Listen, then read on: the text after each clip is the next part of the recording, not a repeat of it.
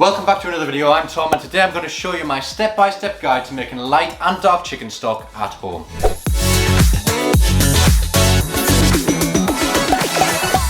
What is the difference between a light and dark chicken stock? A light chicken stock is made using raw chicken bones and a raw mirepoix. But what is a raw mirepoix? Well, my research tells me that a mirepoix is a combination of aromatic vegetables that add a subtle background flavour to many dishes such as soups, stews and braises. Now traditionally it's made with carrots, onions and celery, however you can use any fragrant vegetable to suit your liking. Nice one! Well, dark chicken stock however is made using roasted bones and roasted vegetables that have a deep dark brown caramelisation caused by the Maillard reaction. But what is the Maillard reaction? Obviously the Maillard reaction is a chemical reaction between reducing sugars and amino acids. It's what gives it that distinctive brown crust and deep caramelisation flavour to most foods such as meats, vegetables and baked goods. Cool, so colour equals flavour, so the dark stock has much more colour, much deeper depth of flavour, and I would use that for things like pie fillings, stews and soups, whereas the light stock is much more delicate, so I would use that for things like broths, delicate sauces and nice light risottos. Anyway, here's all the ingredients you need to make light and dark chicken stock at home. Raw bones for the light stock, cooked bones for the dark stock, parsnip, celery, onion, garlic, leeks, carrots, parsley, rosemary, thyme, bay leaf, black peppercorns, tomato puree, cold water.